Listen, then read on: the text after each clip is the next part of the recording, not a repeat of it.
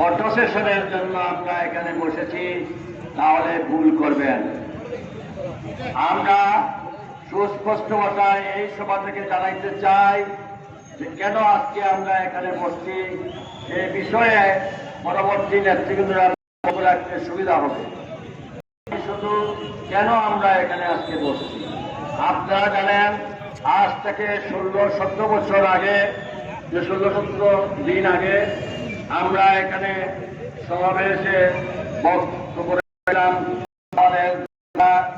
হযরত শাহজালাল মুজফফর জামানী রহমাতুল্লাহ আলাইহির মাজার প্রাঙ্গণ থেকে এসে আমরা কোর্ট পয়েন্ট আমরা একটা সভা করেছিলাম। সেই সভা থেকে আমরা আলটিমেটাম দিয়েছিলাম 15 দিনের।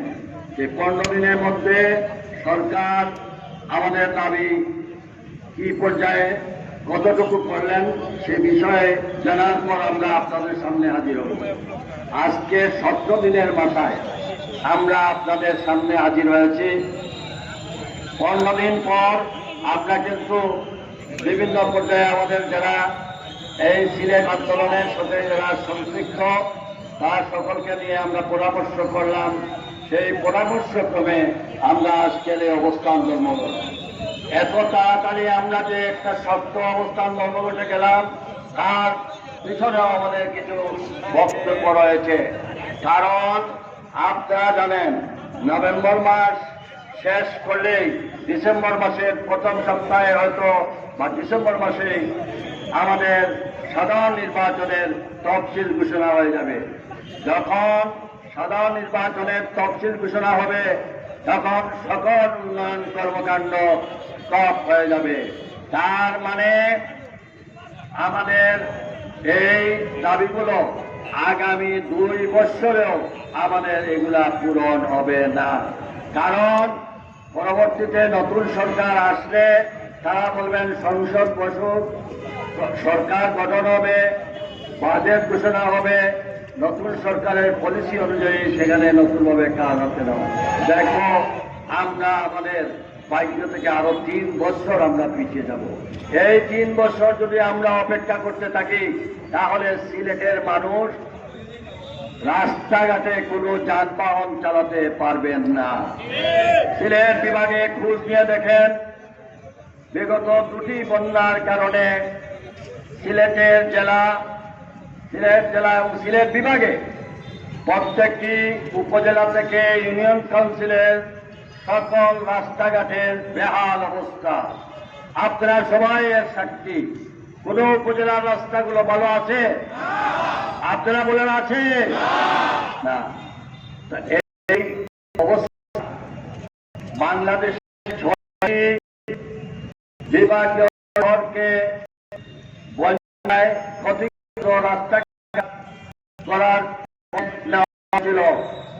সেই প্রজেক্টে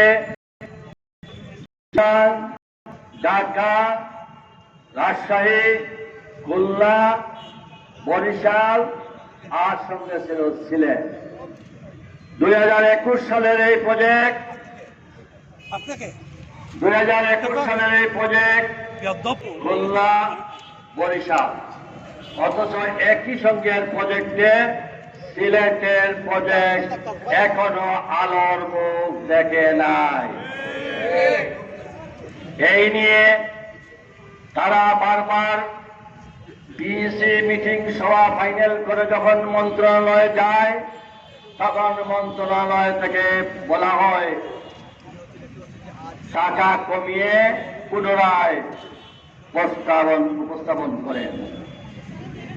আমার প্রশ্ন, ঢাকায় যদি 2400 কোটি টাকার প্রজেক্ট দেওয়ার সঙ্গে সঙ্গে আপনারা 2400 কোটি টাকার প্রজেক্ট অনুমোদন করে দিলেন, রাজশাহীতে যদি 2400 কোটি টাকার প্রজেক্ট আপনারা অনুমোদন করে দিতে পারলেন, চিটাগাঙ্গে 3100 কোটি টাকার প্রজেক্ট অনুমোদন করে দিতে পারলেন, বরিশালে 2400 কোটি টাকার প্রজেক্ট অনুমোদন করে দিতে পারলেন, সিলেটের বেলায় এসে 24 থেকে কমিয়ে 20 থেকে কমিয়ে 19 প্রস্তাব দেওয়া হলো, সেটাও গত 28 তারিখ আবার ফেরত পাঠানো হলো।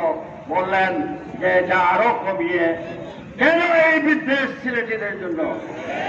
আমরা জানতে চাই এই সিলেট বিদ্বেষী কর্মকর্তারা কারা? তারা বারবার এই প্রজেক্টগুলোকে ফিরিয়ে দিয়ে সিলেটের মানুষের সঙ্গে বিমাতাসুলভ আচরণ করছেন। তাদের বিরুদ্ধে আজকে আমাদের অবস্থা। এই অন্তর্বর্তীকালীন সরকারকে আমরা আশা করেছিলাম যে বিগত 17 বছর বৈষম্যের শিকার হয়েছি, এই সরকার আমলে অন্তত আমরা বৈষম্যের শিকার হব না। আমরা কি দেখতে পেলাম? এই সরকারের অন্তর্বর্তী সরকারের আমলেও আমরা বৈষম্যের শিকার হচ্ছি। এই সরকারের আমলে আমরা সিলেট ঢাকা সিলেট একটা ট্রেন চালু অর্ডার করা হয়েছিল পর্যটন নগরী হিসাবে। সেই ট্রেন বাতিল করে চট্টগ্রামের দিকে দেওয়া হয়েছে। আজকে আমরা যোগাযোগের ব্যবস্থায় বাংলাদেশের সব অঞ্চলে রেলওয়ের ডাবল লাইন করা হয়েছে।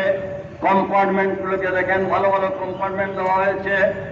আমাদের এখানে মাত্র 2টি, তারপরেও কম্পার্টমেন্ট কম, তার মানে কালোবাজার এই টিকিট আমরা পাই না।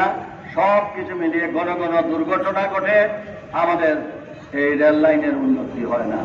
আমাদের রেল লাইনে কোনো প্রত্যেকটা প্ল্যাটফর্মে গিয়ে দেখেন কোন সভ্য দেশে বাংলা জিনিসও একটু সুন্দর পরিচ্ছন্ন হয়ে রাখা হয়। এখানে গ্রামের গরুগড় থেকেও আরো বাজে অবস্থায় রাখা হয়েছে এই প্ল্যাট। এখানে মেনটেনেন্স নাই। সিলেটের বেড়ায় বসলেই বলেন আমরা টাকা পাই না, অথচ বিভিন্ন ভাবে আমাদের শুধু রেলওয়ে নয়, আপনাদেরকে আরেকটি প্রমাণ দেখাচ্ছি। আপনারা এই নগরের প্রত্যেকটি ওয়ার্ডের বাসিন্দা ম্যাক্সিমাম এখানে উপস্থিত আছেন। আপনাদের খাবার পানির ব্যবস্থা নাই। সেই পরিমাণ পানি আমরা সিটি কর্পোরেশন থেকে সরবরাহ করতে পারি না। তার কারণ ওয়াটার ট্রিটমেন্ট প্ল্যান্ট কুশিঘাটের যে ক্যাপাসিটি সেটা মাত্র 25% থেকে 30% আমাদের পানি সরবরাহ করা হয়। কিন্তু বর্তমানে যে অবস্থা চলতে থাকলে আগামী কিছুদিনের মধ্যে পেট্রোলের দাম কম থাকবে, পানির দাম অনেক বেশি হয়ে যাবে। আমাদের খাবার পানি সেটা যখন প্রজেক্ট আমরা পাস করে 2022-23-এ দিলাম, সেটা আজ পর্যন্ত বলা হলো কি যে ঠিক আছে, সব প্রজেক্ট ঠিক আছে, ওয়াসা হলে পরে এখানে এই প্রজেক্ট পাস করা হবে। আমাদেরকে মূলা ঝুলানো হলো। আপনারা দেখেছেন এক বিজ্ঞপ্তি দিয়ে বলা হলো সিলেটে ওয়াসা গঠন হয়েছে, কিন্তু এই কাগজেই শেষ। এখানে একজন চেয়ারম্যান দেওয়া হলো, তিনি ছিলেন ডাক্তার একে হাফিজ সাহেব। গত পরশুদিন ইন্তেকাল করেছেন। ইন্না লিল্লাহি ওয়া ইন্না ইলাইহি রাজিউন। এই ভদ্রলোকের নাম দিয়ে একটা ওয়াসা কমিটি করলেন, যার সিলেটের ভাষায় একটা কথা আছে, মনে নাই ঘর কমিটি দোয়া। এখন এই প্রজেক্ট কবে হবে? ওয়াসা কবে হবে? ওয়াসা হলে পরে আমরা পানির ব্যবস্থা হবে। এটা মেনে নেওয়া যায় কিনা? কোন অবস্থায় মানা যায়? আপনারা বলেন। আমাদের দাবি ছিল ওয়াসা হলে পরে সিটি কর্পোরেশনের যে পানি শাখা সেটা ওয়াসা প্রজেক্টটা বন্ধ করলেন। আমরা জানতে চাই আমাদের অবস্থা, ব্যবস্থা, পরিবেশ এখানে সে কিছুতে ছেলে সে বলে পরিবেশের দাবি, পরিবেশের দাবি নিচে আসছে।